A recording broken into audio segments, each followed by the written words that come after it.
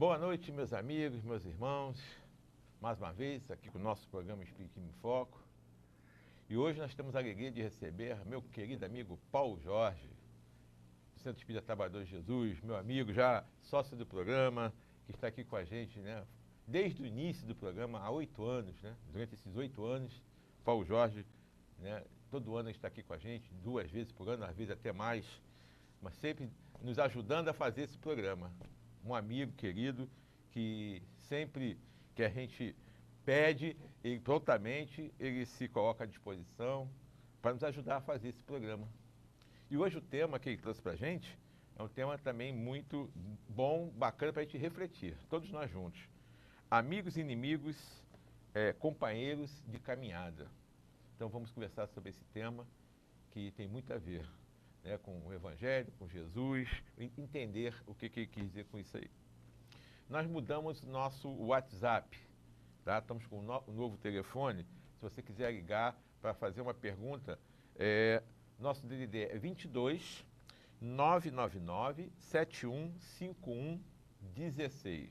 Então, repetindo, DDD 22 999 7151 16. Esse é o novo WhatsApp aqui do nosso programa. Se quiser fazer pergunta, pode mandar, que a gente faz aqui ao vivo com o meu querido amigo Paulo Jorge, vai responder com todo carinho para todos nós. Então vamos lá juntos fazer oração com Paulo Jorge. Jesus, querido Mestre, Deus, nosso Pai de amor, de bondade, agradecemos por esses momentos em que estamos juntos, estudando as boas lições para orientarem nossas vidas. Agradecemos a convivência com esses irmãos que tanto nos auxiliam e nos orientam. Agradecemos também por todos os problemas que aparecem em nossas vidas, porque na realidade são desafios, e fortalecidos pela espiritualidade, pelo amor, pela confiança em Deus, nosso Pai, temos condições de superar e de sair mais fortalecidos.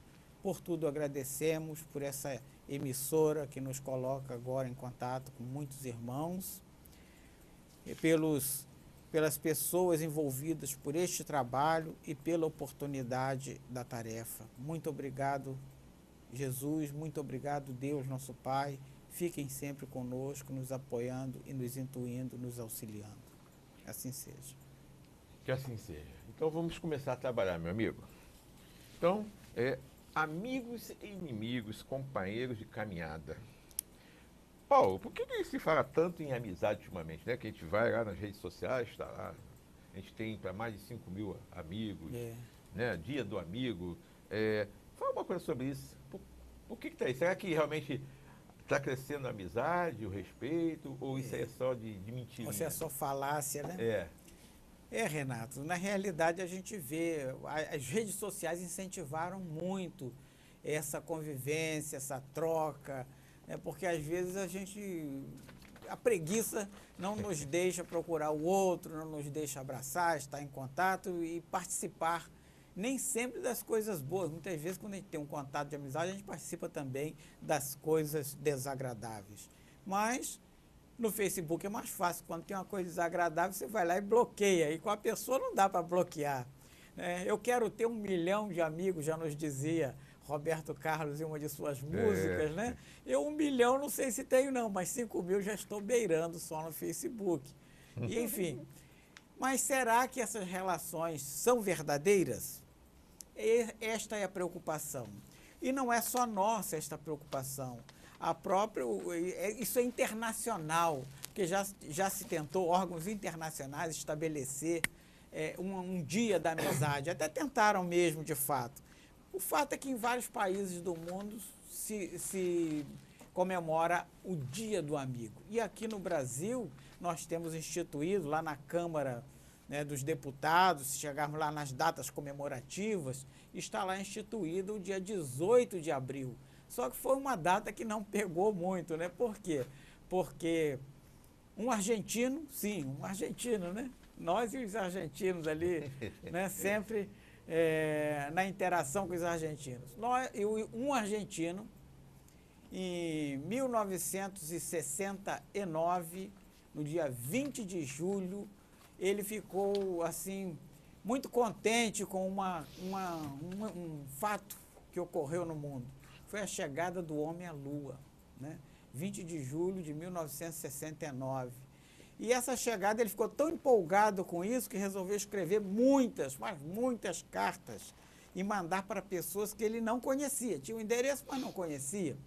E instituiu ali um dia do amigo, porque na visão dele, a amizade ela não tem fronteiras. Ela podia extrapolar as fronteiras do país dele, no caso a Argentina, extrapolar mesmo as fronteiras mundiais, porque a viagem, né, era uma viagem espacial, lógico, para um satélite, mas ele já imaginava viagem entre planetas, interplanetárias, e a possibilidade de visitas de seres extraterrestres, né, de outros planetas, esses seres tornarem-se nossos amigos. Então ele via ali uma possibilidade de amizade sem fronteira, 20 de julho. E essa é a data que mais pegou no Brasil, exatamente 20 de julho, por conta da chegada do homem à Lua e desse italiano que, o argentino, Henrique Febraro, né?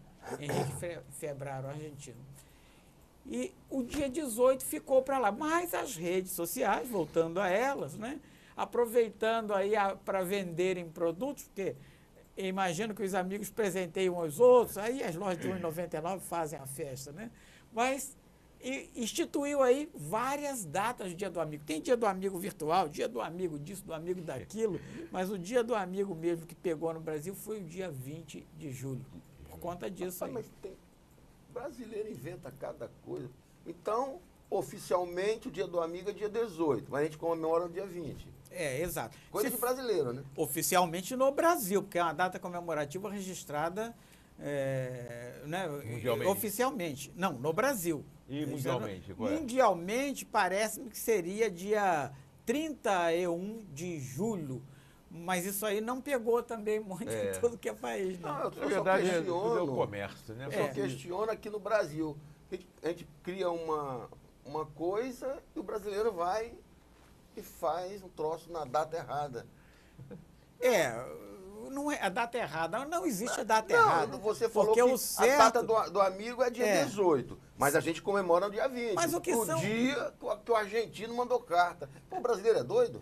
Mas o que são as datas comemorativas? Para mim é só uma questão para divertir. Não é? O que é a data natalícia? O que é a data... O que é a gente da Semana Santa que a gente está vendo aí agora, que as pessoas gostam tanto de viajar. Na realidade, são datas, hoje em dia, tomadas pelo comércio para vender. Mas a ideia inicial não era essa. Seria uma data em que você se lembrasse do outro. Porque lembrar do outro é uma coisa difícil, porque você lembra muito do outro que tem algum atrativo para você. Porque nós somos egoístas, Renato, nós somos. É verdade. Né?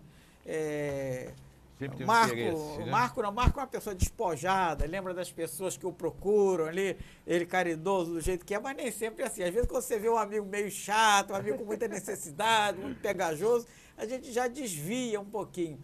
Mas essa data foi instituída para que a gente não desviasse, a gente pudesse lembrar do outro como o outro é, com os defeitos e com as qualidades. Logicamente, ressaltando as qualidades e minimizando os defeitos, né? Mas nem sempre fazemos isso. Então, relembrando nosso amigo argentino, vou ter uma relação de amizade com ele, e eu queria que você falasse para a gente o que é uma relação de amizade que eu vou passar a ter com esse argentino. Você já tem, já tô com a camisinha azul aqui. Davi, bota a minha camisinha. Aí, ó, tem até azul aqui da bandeira da Argentina para ir comemoração, amizade eu acho que não, hoje eu vi despojado de azul, mas azul também é uma das minhas cores preferidas. Assim, né? Mas a gente tem mas uma relação de amizade, para não perder o fio da meada, a relação de amizade é uma relação que pressupõe aí a interação de duas pessoas, né? É diferente de amor. Ela envolve amor também, mas o amor ele pode ser unilateral. Você pode amar alguém, amar e nunca ser correspondido, né? Antigamente tinha até aquele negócio de morrer de amor, morreu de amor por alguém, mas nunca, de quem eu gosto, nem as paredes confessam. Tem que confessar, porque se não confessar, você vai morrer amando e ninguém vai saber, né? É verdade. Mas a relação de amizade não, pressupõe interação entre duas pessoas, porque amizade tem que haver o contato de duas pessoas. Senão, é somente uma relação de amor. Ela engloba também a relação de amor, né? O amor não é só esse amor no sentido homem, mulher, namorado, namorada. O amor entre pessoas, o amor despojado né, de sentimentos mais humanos, o amor mais verdadeiro que Jesus tanto ensinou que deveríamos ter e que nós temos certa dificuldade até hoje. É verdade. Então por que surgem os inimigos, então, meu amigo? Aí é que está, Renato, né? Por que surgem os inimigos? Será que nós já nascemos com eles? Não, nos diz o Espiritismo que nós nascemos simples e ignorantes. O espírito foi criado simples e ignorante. Então, num dado momento, nós começamos o nosso relacionamento, né? Necessariamente, primeiro por um pai e uma mãe, depois o círculo familiar e aí por diante. Mas o fato é que, através das reencarnações, nós nos relacionamos com muita gente, não é só numa encarnação. Numa somente, a gente já se relaciona com muita gente, né? Por questões de trabalho, por questões de time de futebol, das discussões em geral que se formam entre os grupos.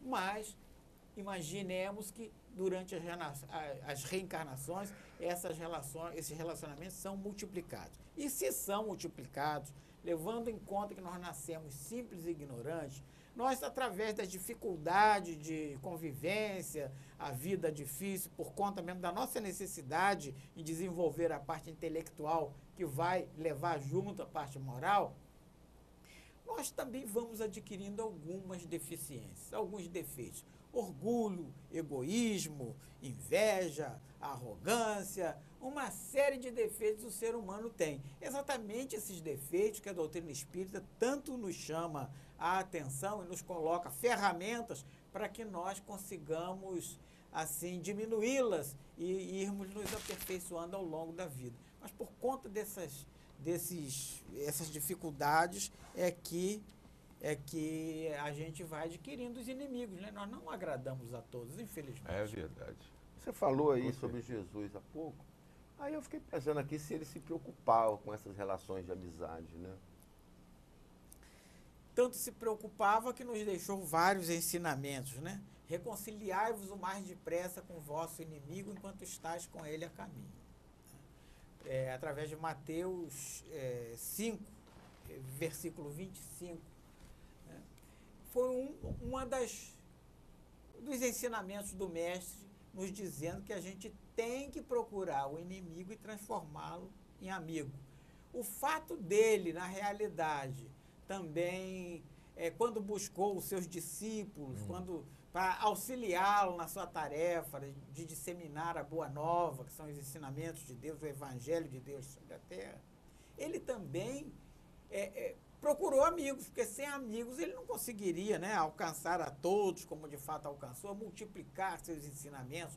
Foi através de amigos que ele conseguiu, ao longo desse tempo, seus discípulos, seus apóstolos, né, e hoje os vários segmentos religiosos, né, através da amizade. Jesus se preocupou muito, sim, com a relação de amizade, inclusive nos ensinando que deveríamos ser indulgentes com as imperfeições do outro, porque isso facilita muito a nossa relação, a nossa aproximação com o outro. Se nós não passarmos uma borracha sobre o defeito alheio, o defeito do outro, nós vamos ter alguma dificuldade em nos aproximarmos das pessoas, porque perfeição, o mais perfeito, o espírito mais perfeito, não está dizendo que seja, que não tenha, né, o mais perfeito sobre a terra, né, que segundo a doutrina espírita nos diz, foi Jesus. Fora ele, os demais, todos têm suas dificuldades. E nós vivemos nesse mar de dificuldades, né? Nossa dificuldade vem daí.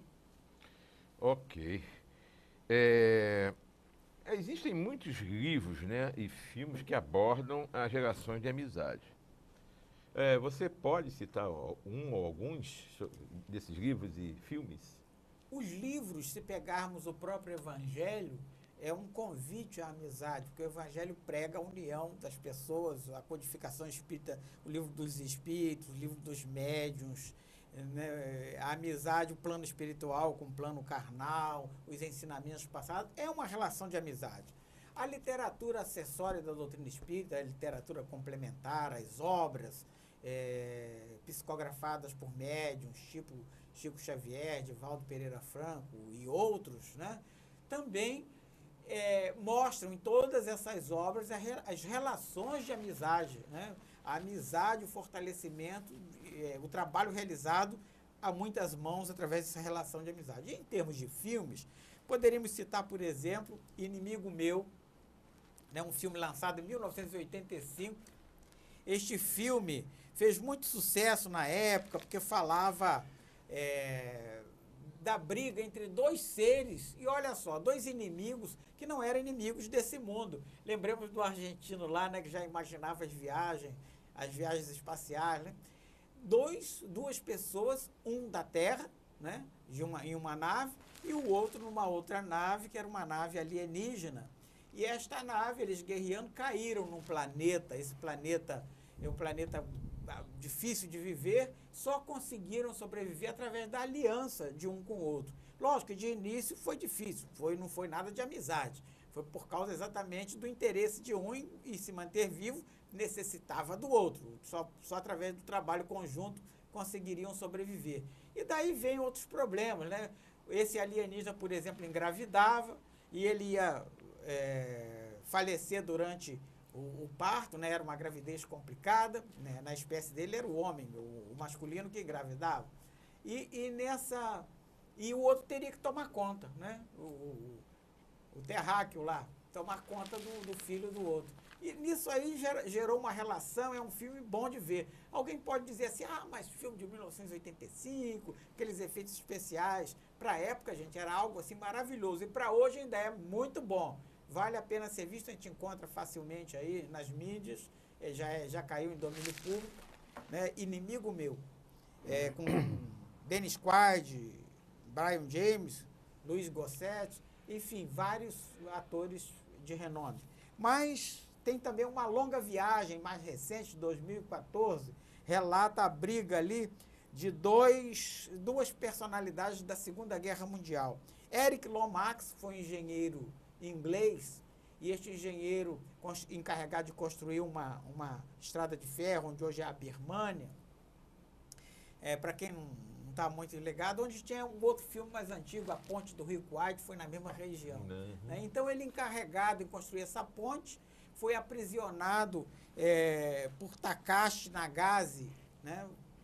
Pelo grupo dele. Takashi Nagase, na realidade, era o tradutor, mas participou das cenas de tortura e imaginava que esse engenheiro fosse um espião e tal.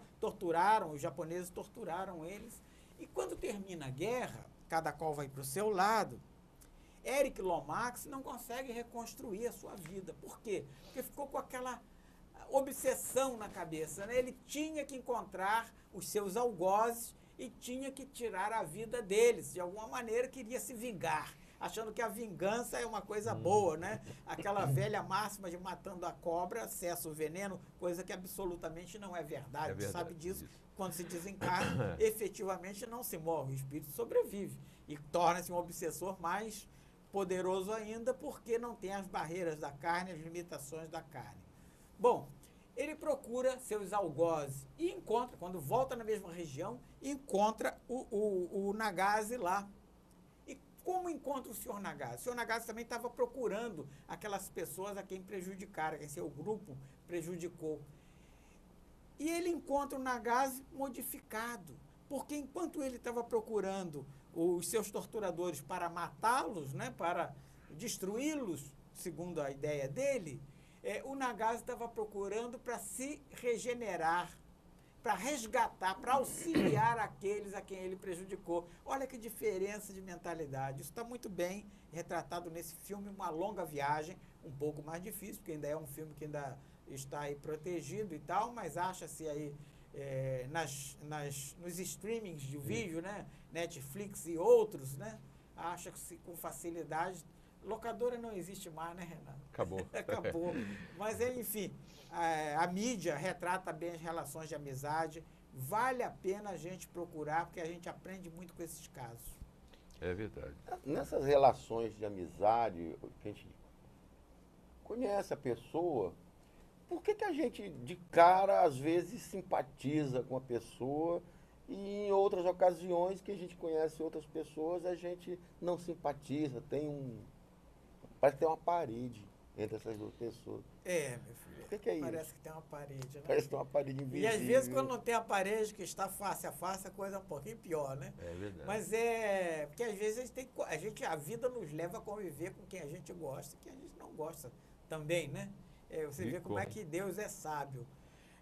Mas por que a gente, de determinadas pessoas, gosta, amor à primeira vista, gostei à primeira vista do cidadão? Parece que são amigos há a vida né? inteira, e de fato nós sabemos que são, né? É E verdade. por que com outros a gente já coloca de lado? Bom, o Espiritismo explica, né, que nós já temos diversas encarnações, nós já convivemos com uma série de pessoas que na encarnação corrente talvez não lembremos, mas que na encarnação passada nós convivemos. Mas a ciência também estudou. Abraham Maslow foi um dos que estudou isso aí, né? Estudava a mente humana, tentando ver exatamente isso, porque de uns a gente gosta e de outros não se gosta. Então, chegou ele à conclusão de que todos nós nascemos com características inatas, ou seja, a gente não constrói nessa vida. Nasce e ele não sabia por quê. Nós espíritas sabemos, mas ele, né, não sabia. Então, ele disse que a gente nasce com características positivas, né, coisas que a gente gosta, a gente gosta de beleza, gosta de, né, a pessoa de culta, e aí por diante. Todo mundo nasce com sua característica boa, pessoas com coisas boas. E nasce também pessoas, nós nascemos com coisas boas e ruins, com características ruins. Por exemplo, orgulhoso, egoísta, feio. Feiura também é um caso sério, né? Feio, né? E assim por diante. E ele disse que quando a gente encontra pessoas, né, segundo os estudos dele, com as características que nós achamos boas, nós tendemos a nos aproximar dessas pessoas. Quando encontramos alguém com características que nós não gostamos, qualquer coisa que não gostamos, tendemos a afastá-las. E disse mais, se nós achamos pessoas que nós gostamos por suas características boas, mas se esta mesma pessoa possui uma característica que nós abominamos, nós tendemos a afastá-la também, né? Mas nós sabemos que isso aí é fruto das reencarnações sucessivas, né? E a gente tende a ter todas essas características. Mas o segredo da vivência humana é exatamente poder minimizar essas características ruins e ressaltar as boas. É verdade. Isso é muito comum, né, Paulo? A gente nunca viu uma pessoa, quando vê pela primeira vez, a gente sente aquela simpatia e se torna amigos, conversa, né? Altas conversas como se já conhecesse há anos. E ao contrário também, né? Pessoas que a gente não consegue nem chegar perto. Exato. Então, só a reencarnação mesmo é que vai te falar sobre isso, né? Então, eu gostaria que você falasse, então, a reencarnação. Reencarnação, né? Como é que ela explica isso aí tudo aí? Quando nós falamos assim, Renato, a gente tem a impressão que está falando só para o nosso público espírita. E a gente, às vezes, passa de passagem sobre alguns termos e a gente sabe que é muito visualizado por nossos irmãos evangélicos, católicos, irmãos que não têm religião nenhuma, aqueles que estão namorando com o espiritismo, porque alguma coisa está lhes faltando, né, no outro segmento religioso, não importa, né? O que importa é que realmente é uma falha nossa não mencionarmos. Reencarnação são várias vidas, várias vivências na carne, reencarnação. O espírito ele não é criado ao mesmo tempo que o corpo. Enquanto nós emanamos todos de Deus, somos criaturas emanadas de Deus, obras divinas, né? Não somos pedacinho de Deus, o negócio é uma simplificação muito grosseira. Nós somos obras divinas, emanados de dois princípios, o princípio inteligente e o princípio material.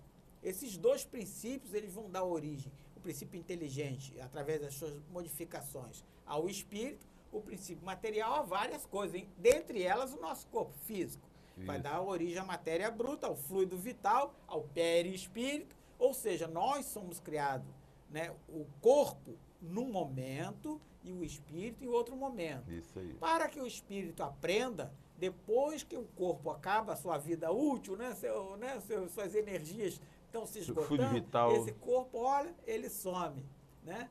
Volta à origem, seus minerais vão se degradar, vão ser aproveitados pelas plantinhas lá, né? Isso aí. Sei lá, a natureza se encarrega disso. Porém, o espírito permanecendo vivo passa para um período de erraticidade, onde ele, livre do corpo físico, ele também continua aprendendo com os outros espíritos, seus mentores, né? Enfim, continua aprendendo.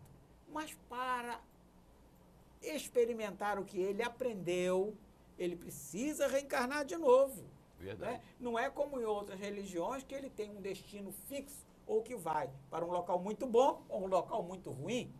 Né? Nós não abordamos isso, nós somos evolucionistas. Então, ele reencarna e aprende novamente numa outra vivência. A reencarnação, em síntese, é isso. Nós temos casos estudados disso, de reencarnações, onde visam aproximar exatamente casos de inimigos que não se gostavam e que passam a se gostar. Uma delas é a reencarnação de Sigismundo, que está lá em Missionários da Luz, um capítulo, a reencarnação de Sigismundo, um livro psicografado por Francisco Cândido Xavier.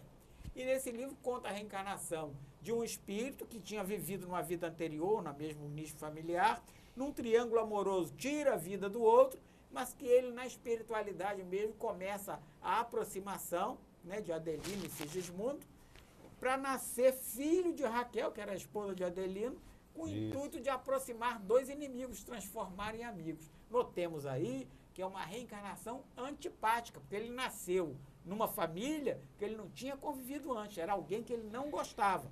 Nasceu ali para aprender a gostar daquela família, é o que chamamos de reencarnação antipática. Na reencarnação simpática, ele nasce no mesmo nicho familiar, o mesmo nicho de amigos, para poder, então, continuar a amizade e fortalecer cada vez mais.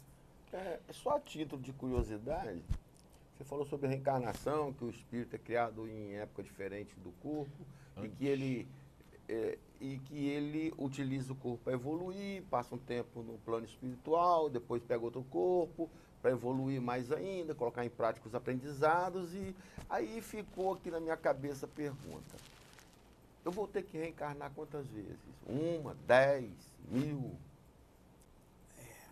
Olhando a amostra, a gente imagina o tamanho da obra. Nós todos vamos ter que reencarnar muitas vezes, meu amigo, porque nós temos muitos defeitos ainda para colocar ali. O próprio mundo vai evoluindo, nós vamos evoluindo, estamos no mundo de provas e expiações, vamos para o mundo de regeneração, mas o fato é que nós vamos precisar de muitas reencarnações. Muitas, né? Vamos dar muito trabalho para a espiritualidade, vamos ter que frequentar muito as escolas espirituais da vida, aprender muito com os nossos mentores. Então, agora enganchei também de novo. Aí eu, que sou um cara muito bonzinho, vou encarnar, isso é um exemplo que eu estou dando, 200 vezes. E aquele camarada que mata, que estupra, que assalta, que faz o que quer na telha. Aí se eu vou encarnar 200, ele vai encarnar 1000? Olha, nós não sabemos... A quantidade é só título de ilustração. Nós não sabemos a lógica. Essa lógica nós não podemos predizer, porque ela está acima do nosso entendimento. Contudo, vamos imaginar o seguinte: qual o esforço que você faz para combater um dos seus defeitos? Né? Vamos dizer assim. A gente, às vezes, tem mania de pré-julgar. A gente vê, por exemplo, alguém caído ali na sarjeta, embriagado, e a gente acha que ele não está fazendo, aquele cidadão que está ali naquele momento de dificuldade, não está combatendo, não está fazendo nada por si mesmo para combater aquela sua deficiência. E nós, às vezes, porque fazemos um outro tipo de atividade, nos julgamos melhores, achamos assim que o esforço que eu estou empreendendo é maior do que daquele irmão que está empreendendo. Quem pode medir esforço? Tem um aparelho para medir a quantidade de esforço de um do outro? Não tem. Muitas vezes, talvez ele precise até de menos reencarnações do que eu.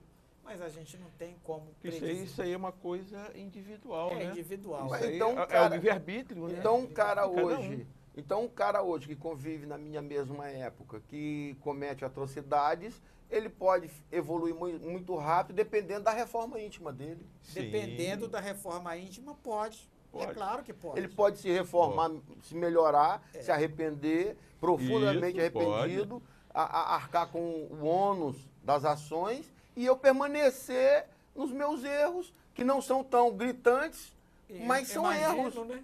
Hã? Fica estabilizado. Imaginemos um exemplo prático. Vamos ver Paulo de Tarso mesmo, foi um exemplo, né, de Saulo de Tarso, que é um perseguidor de cristãos, tido como pelos né, judeus como um assassino, porque ele tirava a vida daqueles né, que ousavam quebrar qualquer lei. Bom, passa a ser o maior defensor do cristianismo. Olha a mudança que esse homem fez numa única vivência. Então, não é? Com certeza. Então, será que nós empreendemos esse esforço de mudar, de combater um defeito nosso, uma deficiência, e mudar assim radicalmente? A mudança dele foi radical. Certamente ele abreviou muito né, com certeza. esse período dele. Será que nós temos essa disposição de fazer isso? Isso é que eu me questiono, né? Essa disposição, porque a gente sabe que quando nós fazemos a programação espiritual, né, lá no plano espiritual, antes de reencarnar, nós fazemos aquela programação, vamos fazer muita coisa, né? Aí, vou fazer isso, fazer aquilo. Você quer isso? Quer. Não, isso aqui... Isso aí faz, você tem que... vou fazer tudo. Aí chega aqui, não faz nem, acho que nem 5% do que programou. Exatamente o que nós fazemos na vida prática também. É verdade, né? aqui. Você sai de férias, por exemplo, você quer fazer tudo, mas vai dar tempo você fazer tudo? Você vai ter que ser seletivo. É verdade. Na minha programação, não deu nada certo do que eu planejei. Pois é. Eu queria vir rico, bonito e sem precisar trabalhar. Olha só a desgraça que eu fiquei, cara. Olha, vamos Trabalho que não mude. Vamos imaginar o seguinte cenário. Foi isso que você pediu, não. Vamos imaginar o seguinte cenário. Você pode ser rico em relação a outro que não tem nada, não tem o que comer à noite. Paulo, você vai me fazer chorar, Paulo. Você é rico, você é uma pessoa riquíssima. É verdade. Você é muito bonito, eu não posso dizer comparado com outros. Eu vou estar categorizando em relação alguém ao Renato, feio. pronto. Mas olha, tem muita gente feia por aí. Você na verdade. frente de um desses, você é lindo. É verdade. A gente acha que o nosso problema é sempre maior do que o do outro, né? Tudo depende. O nosso problema é o pior do mundo. Tudo depende do referencial. É isso o problema aí. todo é que quando nós queremos evoluir, nós devemos olhar para cima, nos mirar naquele que evoluiu, né? É verdade. Mas quando nós queremos reclamar, a gente deveria olhar para baixo. E nem sempre a gente olha, né? Agora, olhar para baixo e para trás, né? Para ver, tem muita gente... Para o lado, que às vezes aquele está do nosso lado e a gente numa situação pior, bem do nosso lado. E a gente não consegue nem perceber, detectar. Né? É verdade. Ô Paulo, você falou há pouco sobre reencarnações antipáticas. Para que isso? Deus está castigando a gente? Na realidade... Viver com uma pessoa antipática do lado... nos fala a doutrina, no caso, por exemplo, de Segismundo, né? Ele reencarnou naquela família, ele tinha tirado a vida de Adelino numa vida anterior. Né, gente? Não vou contar aqui a história, que é muito longa, mas está lá em Missionários da Luz. É verdade, porque até aí foi. Ele foi colocado ali para aprender a amar e ser perdoado por Adelino, porque Adelino não queria perdoá-lo, e também aprender a amar. Então, essas reencarnações antipáticas são dadas, dizem a espiritualidade, vamos colocar o português corretamente, senão alguém vai reclamar, que elas são colocadas por dois motivos. Ou para que aquele reencarnante aprenda com aqueles que estão ali, ou para ensinar. É verdade. Porque às vezes ele vem para modificar uma família. Ou ele vem para aprender com aquela família. Quando alguém diz assim, fulano nem parece o meu irmão, que numa mesma família, fulano tem um comportamento completamente diferente do resto da família, nem parece irmão, ou seja, para o bem. E às vezes não era, ou para o bem ou para o mal. Às vezes ele é ruim ou é bom em relação à família. Às vezes não era, numa vida passada mesmo. É uma verdade relativa. Né? Eu poderia colocar que numa família onde tem muito conflito entre dois irmãos, ou entre pai e filho, mãe e filha, filha e pai, filho e mãe, um conflito muito intenso de relacionamento, seria uma reencarnação antipática para poder haver reconciliação? De todos? Não, entre aqueles que são antipáticos. Sim, né? mas realmente, geralmente é isso que isso ocorre mesmo, mesmo. É porque o espírito não retrograda, né? Isso. Se você tem uma pessoa, um conceito de moral bom, é uma pessoa boa, você não vai retrogradar, você pode até estacionar. É verdade. Retrogradar não retrograda. Porém, se você tem relações conflituosas, ou você já tinha, pior do que você está, a sua melhor reencarnação é atual. Né? Pior você não está. Ou você está convivendo com alguém ali, ou você mesmo foi alguém muito ruim numa encarnação passada, e está ali naquele momento de melhoria. Dá para aprender com aqueles que ali estão. O problema todo é que nós só enxergamos o outro, dificilmente a gente enxerga nós mesmos. A culpa pode ser nossa. Geralmente é. Agora, aí você me botou uma pulga. Aí vamos colocar que dentro de uma família tem duas pessoas do mesmo sexo ou sexos opostos que não se suportam. Ou irmãos, ou pais, mães, filhos, não se suportam. E cada um vai para um lado. Mora numa cidade, passa anos sem se encontrar, sem se rever, sem se falar, com tanta mídia aí, Facebook, Zap, né? Não se vê mais, porque se odeiam dentro da própria família. Eles perderam a oportunidade? Olha, de certa maneira perderam, ficaram estacionados, né? Perderam que poderiam ser inimigos de outras épocas. Mas acontece que eles vão se encontrar no plano espiritual. Isso aí é inevitável. Pode ser que por questões de adiantamento de um e estacionamento do outro e tal, eles não se encontrem naquele momento. Mas num dado momento, né, da vida, eles vão estar igualados moralmente. Eles vão se encontrar. E vão reencarnar juntos muitas vezes, até se reconciliarem. Até se reconciliarem. Então, não adianta nada expulsar a sogra, ou uma esposa difícil, ou um marido difícil. Vai ter que voltar correndo, vai ter que voltar. Ou um empregado difícil. Vai ter que voltar para Então, se a gente está dentro de uma família e está tendo problema com o familiar e bota na cabeça que vai embora daquela casa, fatalmente, em outra vida ou no plano espiritual, vão se encontrar e vão ter que se reajustar. Com certeza. Um belo dia terão. Vai terão. Não tem com certeza. Não tem como fugir da lei, meu filho. Então, não posso fugir do Renato? Poder você pode, mas eu acredito. Poder pode, eu acredito que não seja prudente, né? Renato é um facho de luz, a gente já falava da luz brilhante do Renato. Não, mas que essa luz brilhante é da calvície dele, cara. Não, independente disso, Renato é uma pessoa de um coração, você também é uma pessoa de coração. Mas vocês se completam, né? Olha só como é importante. A gente estava numa linha de raciocínio que já saímos, já divagamos. Olha, não dizem que a obsessão, né, é de encarnar para desencarnar, de encarnar para encarnar. É interessante. Então, tá agora me diga um número, você que é bom de número aí. Os nossos público talvez não esteja entendendo, né? Que a gente tinha um roteirinho aqui, mas com o Marcos é impossível seguir o roteiro, mas eu acho isso bom. Eu gosto da pergunta do ouvinte, da pergunta de quem nos assiste de casa, né?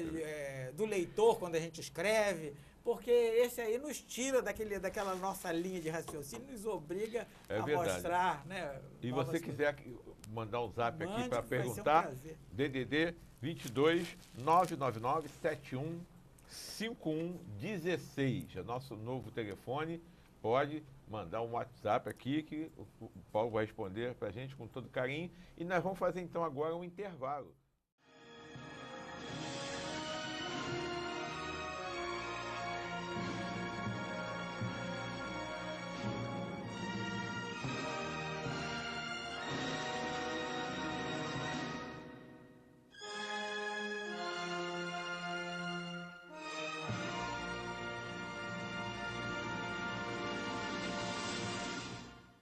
Então, nós voltamos do nosso apoio cultural.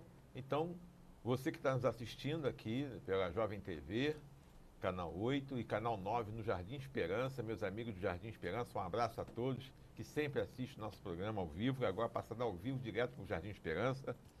Você que está no Facebook, nosso WhatsApp é DDD 22 999 715116. Pode mandar uma pergunta que o meu querido amigo Paulo Jorge vai responder para todos nós, tá ok? Então vamos fazer mais uma perguntinha aqui, que isso aqui é uma pergunta interessante, né? São duas pessoas, né, amigos, dois espíritos amigos. Eles podem romper essa amizade, mesmo sendo amigos, podem romper assim, de repente... Você está no Livro dos Espíritos, né? A questão Livro dos 296. Espíritos 296. Pode mesmo, realmente... Renato, essa questão nos diz o seguinte, que isso é impossível de acontecer porque os espíritos não se enganam uns sobre os outros. Porque enquanto nós aqui na carne vemos a intenção da pessoa, por exemplo, se você se aproxima de mim, eu vejo uma aparência, uma roupagem que você me traz para mostrar. Né? Eu não vejo a real intenção. Eu vejo a carinha de bonzinho, mas a só cara a carinha. pode ser de bonzinho, mas os espíritos não veem isso. Os espíritos veem as intenções. Eles veem o que de fato o outro espírito tem. A relação de amizade é como a gente disse, entre nós mesmos encarnados, a relação ela só é efetiva quando existe troca. Com o espírito, se um se aproxima do outro, ele na realidade, ele vê a intenção do outro. Aquilo ali é uma troca. Eles produzem conhecimento juntos, aprendem juntos, solucionam problemas juntos.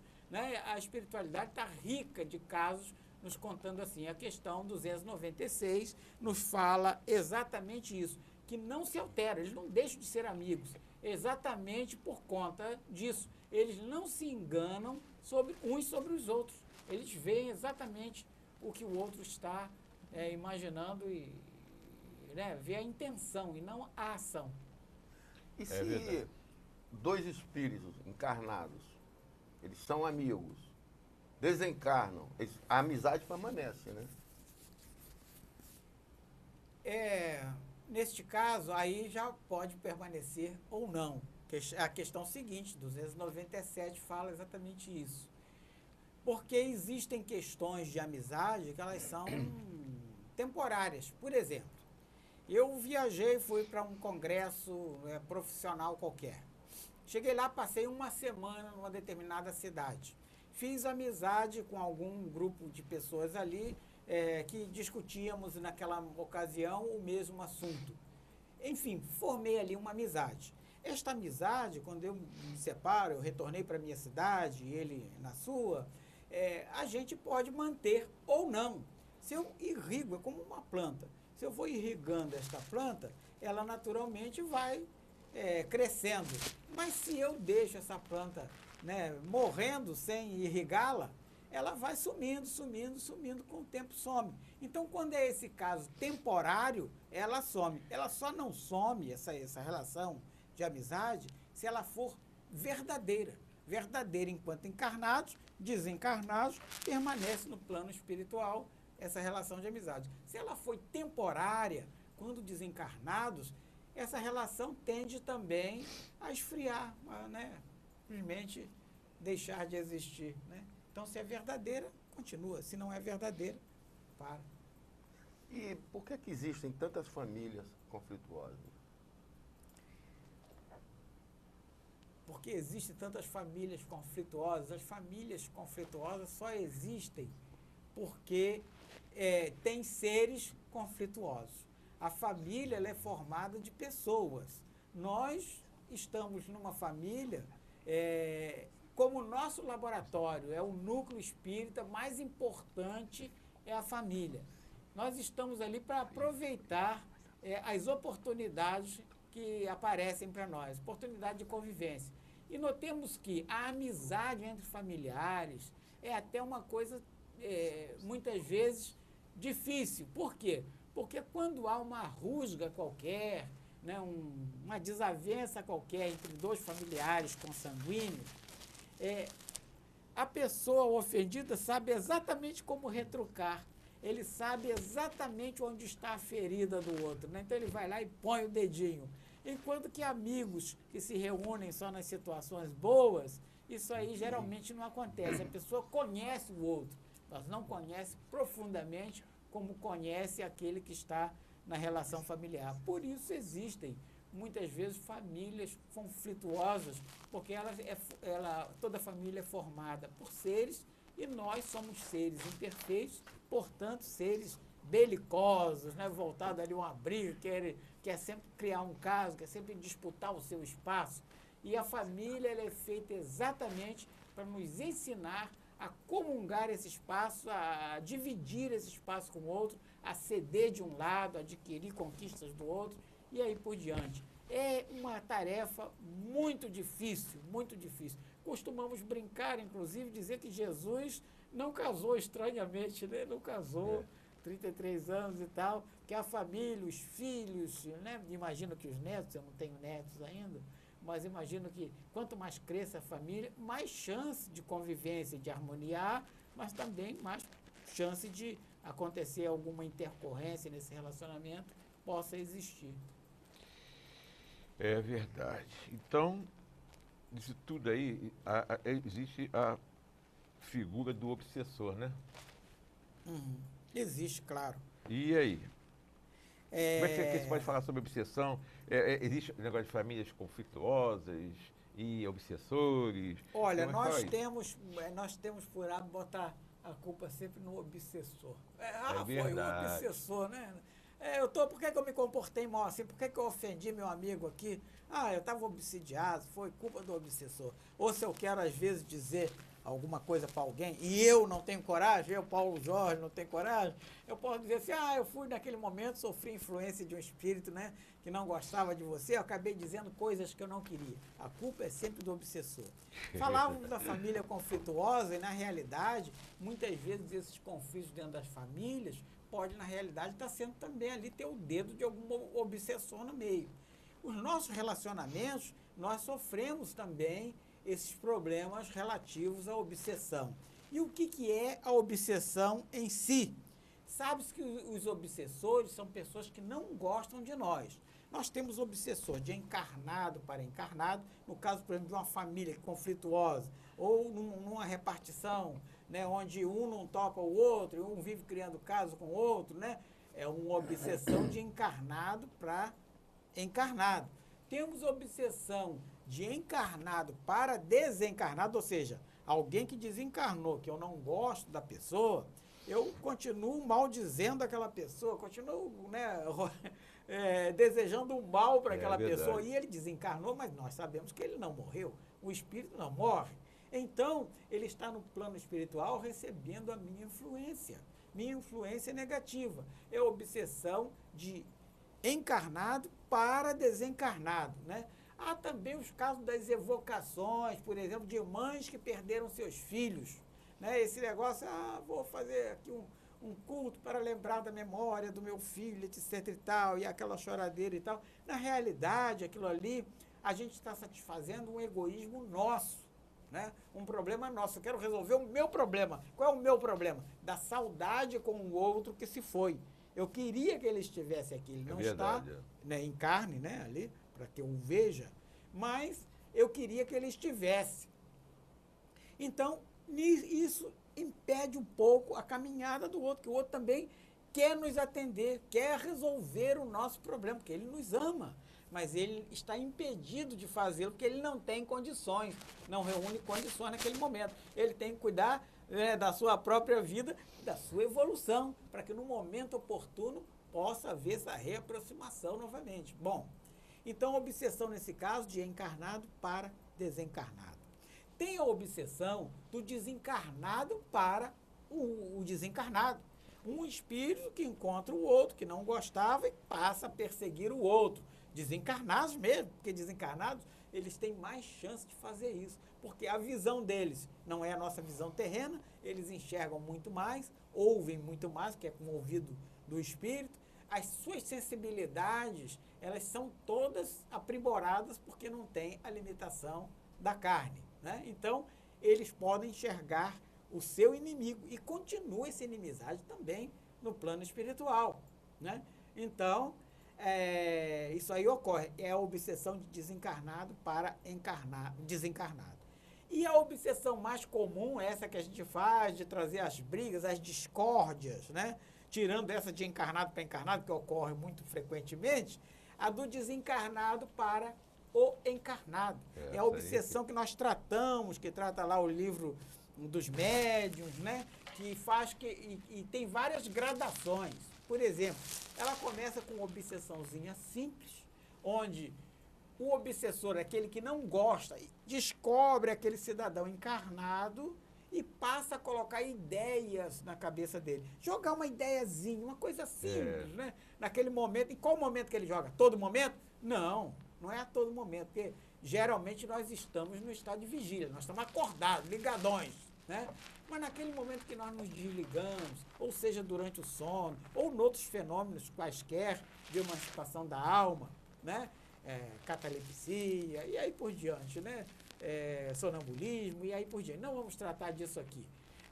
O mais frequente é quando nós perdemos o compasso no estado de vigília mesmo. A gente, por exemplo, se descompassa com um companheiro. Alguém nos fechou no trânsito e a gente, em vez de louvar o cidadão, meu amigo, que você consiga aprender, siga em frente, vá em paz. A gente geralmente não tem esse comportamento, a gente se irrita. Nesses momentos, nós mudamos nosso padrão vibracional, nosso cérebro emite ondas. E naquele momento que a gente emite, enquanto a gente está no padrão normal, o obsessor não está conectado conosco, ele não tem essa sintonia. Mas naquele momento que a gente se descompassa, ele estava esperando uma ideiazinha colocada. E aquela ideiazinha colocada, ela se multiplica, fica ali. Se multiplica e passa a ser uma ideia. E a gente pega algumas manias, alguns comportamentos que não são nossos. Mas nesse caso, Renato, Marco, a gente sabe que não é nosso. É uma obsessão simples. Veio a ideia, gente, por que eu estou fazendo isso? Isso não é meu. Aí tem os toques e tais. Esse toque muito comum agora não é meu. Então, eu estou fazendo, mas esse toque não é meu. A ideia não é minha. Pode piorar? Pode. Pode se transformar numa fascinação. E no caso da fascinação, é um pouco pior, porque a fascinação, o obsidiado, aquele que está sofrendo a influência de um espírito mau, aquele ali, ele recebe as ideias também de maneira mais veemente, mais intensa, recebe essas ideias e ele as toma para si. Ele acha que aquela ideia é dele. Enquanto na obsessão simples, o obsidiado sabe que a ideia não é dele, na fascinação, ele tem certeza de que a ideia é dele. Então é muito difícil você tratar uma pessoa fascinada, porque ele não deixa você se aproximar dele. Quando você não se aproxima, no atendimento fraterno não acontece isso? Isso, muito. E né? não ouve, não adianta te você falar.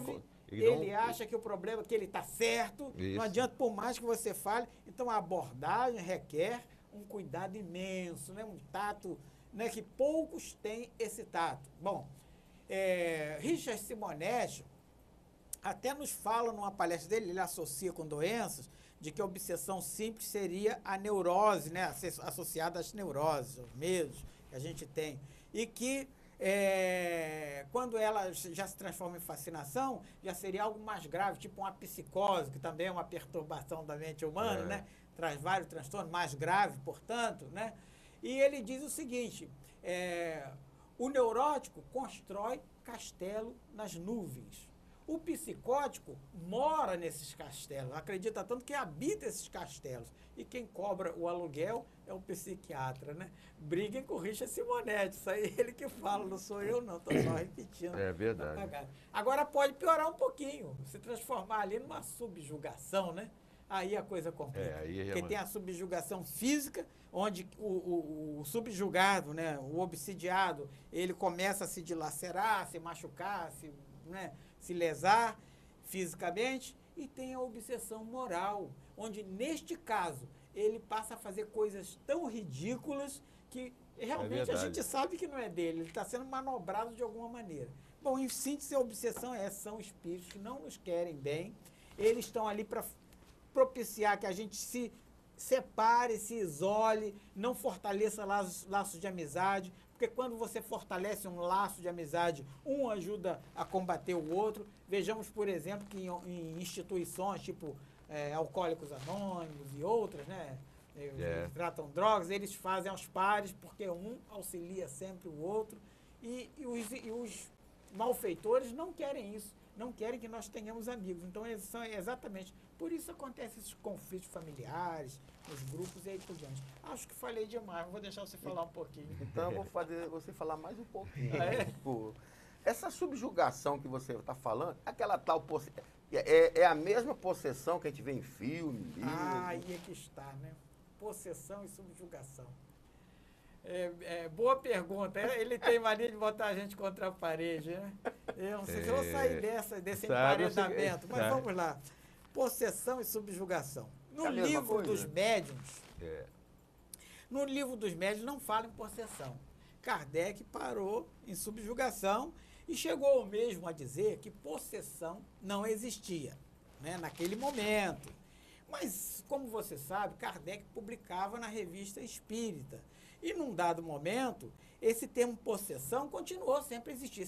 Esse termo possessão, ele existe nas Escrituras, né, na Bíblia, no Antigo Testamento, né, nos vários profetas falam em possessão, né?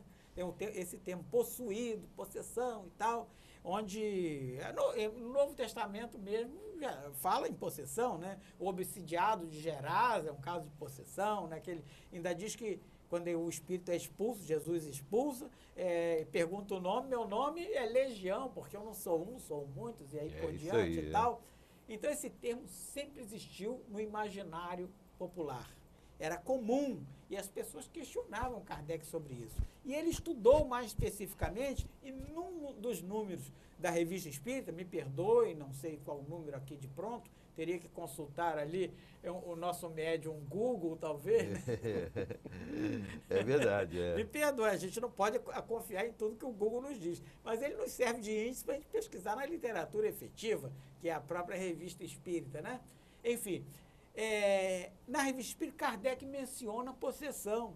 E um leitor questiona Kardec, porque a revista tinha exatamente esse perfil. Para que servia a revista em relação às obras? Qual a diferença? A Revista Espírita era o Facebook de hoje. Hoje a gente escreve no Facebook, nas outras mídias, está falando de Facebook aqui, né? O Zuckerberg não deixou nenhum, não está patrocinando o programa nem nada, né? A gente já fez muita propaganda dele, bem verdade. Que ele podia dar uma ajudinha. Né? Mas, enfim, as redes sociais que hoje nós temos, era a Revista Espírita que Kardec tinha. Notemos que, na época, a precariedade na comunicação era gigantesca, né? É verdade. Gigantesca. Então, os leitores escreviam para Kardec, e um desses leitores questiona, por que existe, por que falar, então, você disse que não existia possessão no livro dos médiuns, e que agora diz que tem. E Kardec, na Gênese mesmo, já fala no termo possessão, né? E ele diz assim, e Kardec diz, eu mudei de opinião. Notemos que até o próprio Kardec evoluía no seu modo de pensar, né? Mostrando que ele também não era um espírito pronto, era um espírito em evolução, um espírito bom, empenhado em trazer coisas realmente concretas para o espiritismo, porque eram notícias de diversos locais, por diversos médiuns, né? Essa universalidade dos ensinos do espírito, que nós hoje deixamos tanto de lado. Tem um espírito que publica um determinado livro ali, e a gente já toma aquele livro como verdade, não vai questionar aquele livro nas obras, na codificação. Na codificação, Kardec teve esse cuidado de checar em vários pontos, né? Com grande dificuldade que tinha. Então, Kardec mudou de opinião. Por isso, esse termo possessão e o termo subjugação, onde na subjugação o espírito controla também o outro, mas tem aqueles flashzinhos que o outro, sei lá, retoma, desmaia, tem um período que o espírito dá uma trégua, e na possessão ele controla veementemente aquele espírito, né? Nós temos vários casos relatados, vários filmes sobre isso, enfim, a literatura é vasta. Paulo Jorge, já que nós estamos falando sobre obsessão, vamos supor, por exemplo, que eu não sou passível disso, mas o Renato está obsidiado. Aí o Renato, ele percebe que tem um espírito atrapalhando a vida dele, obsidiando a vida dele, criando problemas no relacionamento no trabalho, no seu consultório, no relacionamento familiar. De um modo geral, ele percebe que existe um espírito com intenções ruins em relação a ele. O que se deve fazer para se livrar desse espírito? Não adianta mandar ele embora, né? Porque possivelmente você já mandou a vida inteira e ele não foi, né? E possivelmente também ele já te mandou num dado outro momento, uma outra reencarnação, e você também não foi. Porque isso aí a gente tem mania de dizer, foi o outro está me perseguindo, não sei o quê. Mas sabe-se lá o que fizemos também em reencarnações passadas? É verdade. A gente não pode medir, Como, graças né? a Deus a gente não tem como prever isso. E... Mas eu só digo o seguinte, fazendo uma analogia. Se eu tenho uma doença grave, né, física, no meu corpo físico, adianta eu mandar aquela doença embora?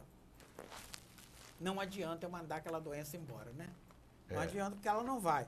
O que eu tenho que fazer? Usar as ferramentas. Como acontece um processo de doença no ser humano? Mesmo uma doença que tenha iniciado com uma obsessão. Porque a obsessão simples lhe coloca uma ideiazinha na cabeça. Você vai, não cuida daquela ideia. Aquela ideia vai se agravando. Digamos, tornou-se uma subjugação. Você deu margem para que o espírito, né, maléfico chegasse ali junto de você e colocasse mais ideias.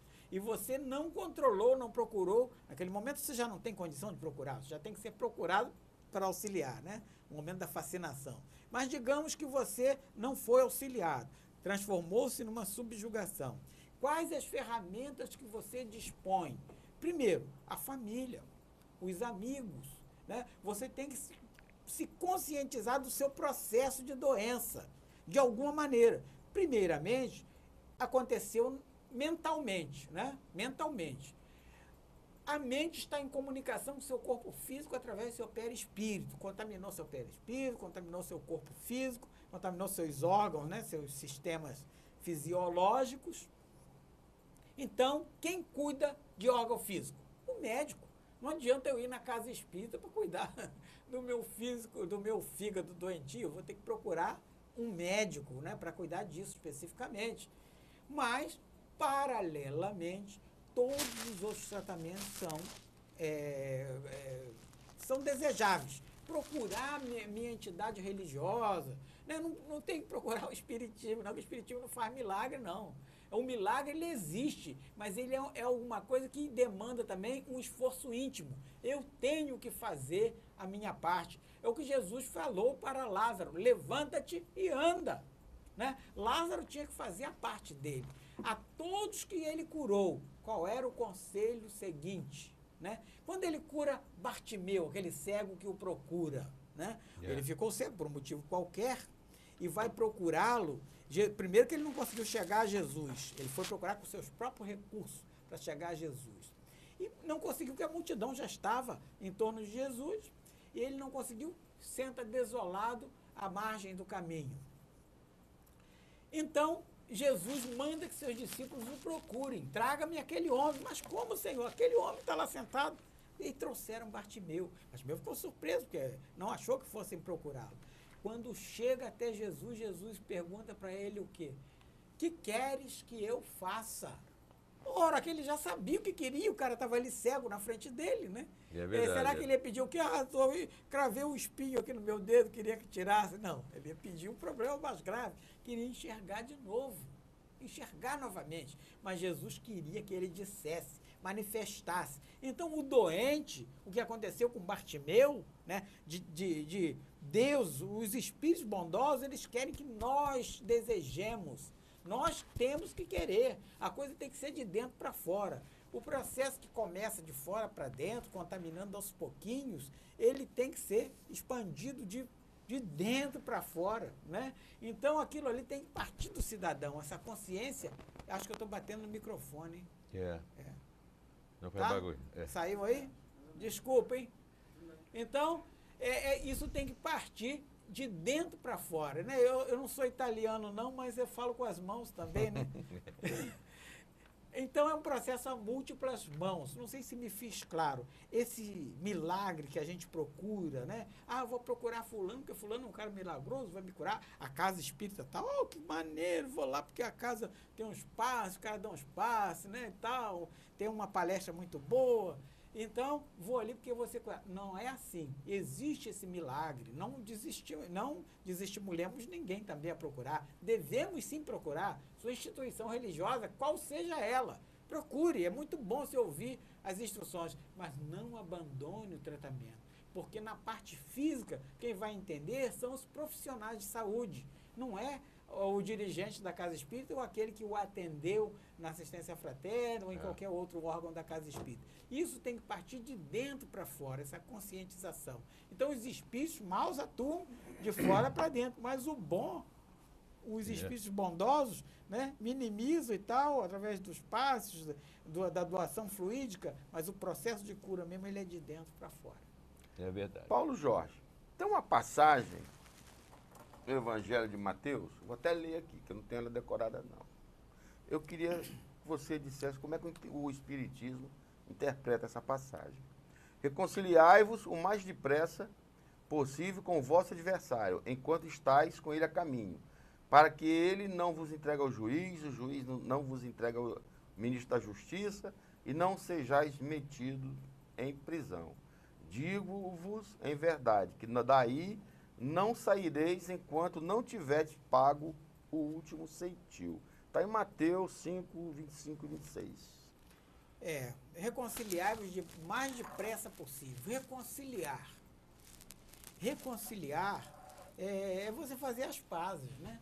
Você abraçar o cidadão de novo, né? Jesus já nos recomendava, Renata, a dar sempre a outra face, né? É verdade. Já é alguma coisa, quando você tem um inimigo, você dá a outra face. Falta quanto tempo aí, meu amigo? Tá. 12 minutos. 12 minutos, olha só. 12 Não, mas minutos. dá Ainda tem tranquilo. as perguntas. Espero que Iremar, que está nos assistindo, nos pergunte. Quem mais está assistindo aí? Um montão de gente. Um monte de gente, né? Rose, minha esposa. essa você não conhece não, essa né? eu não conheço, minha esposa está assistindo. Carmen Silveira, minha amiga. tem André Guerra entrou agora. André Guerra. André Rádio Trabalhadores, né, André? Olha só quanta gente assistindo. Então temos que deixar um espaço para as pessoas que nos assistem, né? Bom, então falávamos que reconciliar o mais depressa possível, né? O mais depressa possível quando é? É amanhã, né? O mais depressa possível é agora. Eu tenho um inimigo, eu vou lá, vou ligar para ele, ou se eu passava na calçada seguinte para poder não encontrar com ele, vou passar na mesma calçada, vamos ver o que dá nisso aí, né? Isso que Jesus falou, não vamos evitar, tem que ser agora, uma reencarnação corrente. Por que isso? Para evitar que aconteça como aconteceu, por exemplo, na reencarnação de Segismundo, onde foi feita uma tentativa enorme, começou essa tentativa enorme da espiritualidade, de aproximar dois espíritos, né?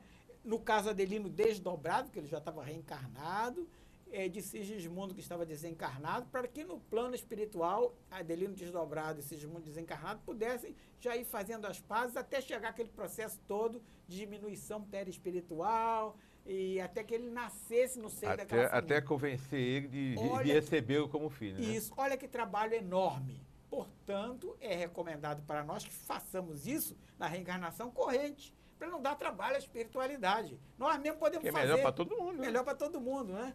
Então, há também outros casos. Por exemplo, no mundo maior, há o caso, se não me engano, Cecília, uma moça que fora órfã de mãe. Ela também sofre uma obsessão, um espírito obsessor. É convencido esse espírito a reencarnar como filho dela, mas a menina adquire essa gravidez ainda solteira e tal, e opta por um aborto. E nessa situação de aborto não se concretiza essa aproximação. É um caso de insucesso. O caso de Adelino de Segismundo é um caso de sucesso. Mas tem vários casos de insucesso. Bom, nesse caso, para não dar esse trabalho à espiritualidade, é recomendado que façamos agora. Mas tem aqui alguns elementos, né? O juiz, a gente fica esperando esse tal juiz, para que o juiz não te puna, né? Não te vá colocar ali, não te entregue ao oficial de justiça e tal, e aí por diante. Bom, quem é esse juiz? Será que tem lá alguém, um homem da capa preta, um Sérgio Moro, alguma coisa semelhante? Não é nada disso, gente. Esse juiz é a nossa consciência. E não precisa ir longe, não. Hoje mesmo, encarnados, quando nós pisamos na bola, damos aquela pisadinha leve, né? Deu um errinho aqui com um amigo, com um companheiro ali, ou no seio familiar, a nossa consciência nos alerta. Poxa, Paulo Jorge, você não devia ter feito isso. Né? É a nossa consciência. Quando desencarnamos, essa consciência é muito maior. A gente tem essa visão muito melhor da nossa vida, dos nossos feitos. Então, a nossa própria consciência é o juiz. Não nos entrega ao oficial de justiça. Ou seja, aqueles mecanismos reencarnatórios que vão nos colocar novamente na reencarnação, que nós mesmo vamos pedir, para passar por aquelas expiações novamente, né? E que dali, daquela reencarnação, nós não sairemos até que houvermos quitado, pagos, o último ceitil. Ele usou uma moedazinha da época, simples. Nós talvez usássemos aqui o centavo, né? Por aí por diante, um Bitcoin no futuramente. Agora as virtual. coisas evoluem, uma moeda virtual. Ou seja, até que a gente pagasse o máximo possível. Por quê? Quando nós quitarmos esses nossos, não é débito propriamente com os outros, não. Nós temos débito conosco mesmo. Esse negócio que a gente fala de... né, aqui se faz, aqui parece uma pena de talião, mas não é assim que funciona, não. Fez, pagou, não é assim que a coisa funciona. Nós mesmo pedimos, porque nós temos essa necessidade de evolução. Então, a reencarnação é para evolução mental, né, evolução física, e ela carrega evolução espiritual também, evolução de caráter. Né? Uma coisa acompanha a outra. Então, nós somos responsáveis pela nossa conduta mesmo. É o que Jesus recomenda na voz de Mateus, ali no Evangelho de Mateus, capítulo 5, versículos 25 e 26, é exatamente isso. Não deixemos a cargo do Espírito, façamos nós enquanto podemos fazer. É verdade. Não é? Com certeza.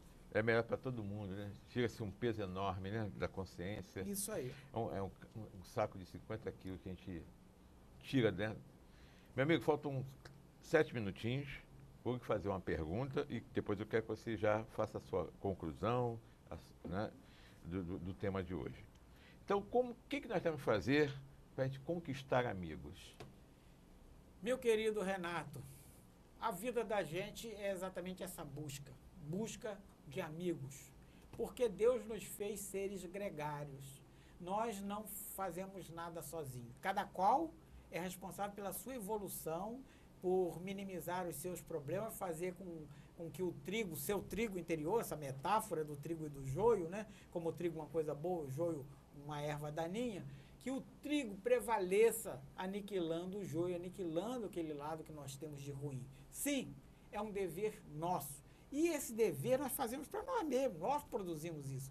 Mas para nós conseguirmos fazer essa obra, nós precisamos do outro. Cada qual é responsável pela sua evolução. Mas sem amigos, sem interagir com os outros, nós não conseguimos fazer isso com a eficiência necessária, com a velocidade necessária. Então, Deus nos coloca seres ao nosso lado, amigos ao nosso lado, que na realidade somos irmãos, emanamos de uma mesma origem, portanto somos irmãos. Conquistar amigos, como conquistar amigos? É combatendo aquelas chagas que existem dentro de nós. O egoísmo, o orgulho. Né? Se eu conseguir combater e enxergar que muitas vezes a dificuldade de aproximação não está no outro, e sim em mim, porque eu tenho mais facilidade de olhar para o outro. Jesus já nos chamou a atenção várias vezes quanto a isso no seu evangelho, mas nós temos mais dificuldade em ver o defeito do outro do que ver o defeito em nós, e a grande maioria das vezes esse defeito está em nós. Aliás, em todos, porque uma obrigação nossa é ser indulgente com as imperfeições alheias. Exatamente por aí. Quando nós conseguirmos isso, né, nos tornarmos pessoas iguais, não mostrarmos superioridade em relação a alguém, porque essa superioridade, se é que existe, né, ela é temporária. O outro vai talvez galgar, né, degraus que nós nem sonhamos, e nós vamos estar um dia juntos, mas talvez ele siga numa velocidade maior.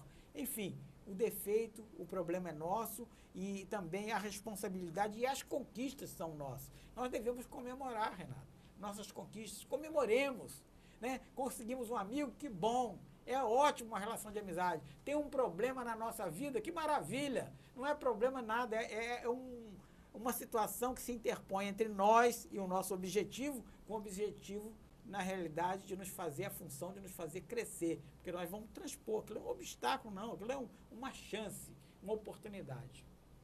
É verdade, meu amigo. Então, já que faltam pouquinhos minutos, faltam 4 minutos, você fizesse essa conclusão e se despedisse do nosso público. Bom, passou tão rápido, né, Renato? Nem a vida... Foi um bate-papo bom. Um bate-papo bom, né? Interação boa. entre amigos, né? Vocês com são certeza. meus amigos há muitos anos e talvez não, certamente há muitas encarnações, né? É verdade. Bom, então, os amigos, né? Para falar dos amigos, da facilidade, dia do amigo, já falamos de tanta coisa aqui em relação a amigos, falamos de obsessão, de reencarnação, uma coisa que era feita para falar só de amizade, nós enveredamos por vários assuntos, mas todos chegando no local. Inimigos, para que servem? Porque nós, na nossa situação tão grosseira ainda, precisamos dos inimigos. Contam que Chico Xavier, ele foi sempre, no início da vida mediúnica dele, perseguido pela Igreja Católica, por um padre especificamente da sua cidadezinha natal. Isso. E nada que ele fazia, esse padre sempre questionava, isso está retratado no filme, mas está em outras obras também, o padre sempre o questionava. Ele muda-se de cidade, auxiliado ali por Valdo Vieira, né? Isso. Que o leva para Uberaba. Enfim, mudou de cidade, mas o padre continuou vivo e criticando, mesmo à distância. Quando esse padre desencarna, e ele soube da notícia que o padre tinha desencarnado e tal, morreu o padre fulano de tal, e ele continuou dormindo e tal. Parece-me que relatam que ele foi acordado por Emmanuel, não vai no enterro do padre fulano de tal, não. Ele falou, mas ele só vivia falando mal de mim, ele se dizia meu inimigo, que eu era inimigo da igreja, não sei o quê. Ele falou, graças a ele, dê graças a Deus você ter tido esse inimigo. Esse inimigo te fez crescer. E todos os inimigos na sua vida, as pessoas, né, que discordaram de você, te fizeram crescer. E eu fico imaginando o que seria de nós se não fossem as pessoas que nos criticam, se fossem sempre aqueles que nos passam a mão na cabeça, perdoam tudo de nós, não nos mostram nossos erros. Então, nossos inimigos têm um objetivo. Nós devemos amar nossos inimigos, recomenda Jesus. Uma mudança de paradigma em relação ao Antigo Testamento, onde era cada um por si, ou seja, as cidades cercadas de muros, as pessoas cercadas no seu nicho familiar, ou seja, era instituída a lei para amar os seus amigos e afastar os inimigos. Jesus trouxe outra conotação, uma mudança de paradigma. Amai vossos inimigos, perdoai vossos inimigos, oferecei a outra face àquele que te calunia, que te agride. Então é uma mudança, é algo que nós devemos buscar. Então os inimigos têm o seu papel, mas o nosso papel é de fazer amigos, né? Não é de fazer inimigos, né? Com certeza. Inimigo nós já temos suficientemente. Agradeço a oportunidade. Renato, muito obrigado. Marco, muito obrigado. Aqueles que nos assistem de casa, perdão se feri alguém, se não fui claro o suficiente. Esteja em contato com o Renato. Renato é o meu obsessor do bem, sempre tem meu telefone, tem tudo meu. Vocês também têm no meu site, www.paulojorge.net.br. Se eu não pude responder aqui, responderei com o maior prazer em outra oportunidade. Abraço a todos. Meu querido amigo, muito obrigado mais uma vez pelo seu carinho. São um amigão mesmo do peito que sempre nos acorde. Já algumas vezes, né? Vezes, mas não tem problema. Algumas vezes. E sempre que eu puder, pode ser no sufoco. Faltou alguém, cá estarei. Já aconteceu isso, você nos ajudou prontamente e te agradece. E muito obrigado mais uma vez. Dá um abraço lá nos nossos queridos amigos lá do Centro Espírita Trabalhadores de Jesus. Nossos amigos que estivemos lá domingo, lá no seminário. Foi muito bom. Estivemos no Seminário dos Trabalhadores, também estivemos no Seminário do Amor e Caridade com a Carmen, também que foi muito legal, muito bacana. Ou seja, bastante coisa, bastante conhecimento para todos nós. Então, semana que vem, nós vamos receber a minha querida amiga Horaci, e o tema dela vai ser No Serviço Cristão. Vamos continuar falando sobre Jesus. O que nós temos que fazer? Falarmos que somos cristãos é fácil, né, Paulo? É isso aí. O problema é colocar em prática e fazer realmente aquilo que Jesus nos ensinou, nos mostrou o caminho. Então, ele é o caminho, a verdade e a vida, isso nós sabemos, mas nós temos que fazer a nossa parte. E essa parte nós vamos ouvir mais um pouquinho com a minha querida amiga Horaci semana que vem, tá ok? Então, que todos tenham uma semana maravilhosa, de muita paz, junto com seus familiares. Como foi falado aqui, a família, né, que é a principal, é onde nós temos que aprender a respeitar, a amar, a ter paciência, a ter calma, a ter ouvido, a escutar. É na família. Ela é a primeira célula, é a mais importante para que a gente possa quando irmos para a sociedade, irmos fortes, porque nós sabemos o quanto que a sociedade, né, ela nos cobra, e nos cobra que sejamos pessoas de bem, que tenhamos caráter e que sejamos pessoas boas, que façamos coisas boas para ajudar ao próximo. Então, que todos tenham uma semana maravilhosa, de muita paz, e até semana que vem com mais um programa Espiritismo em Foco.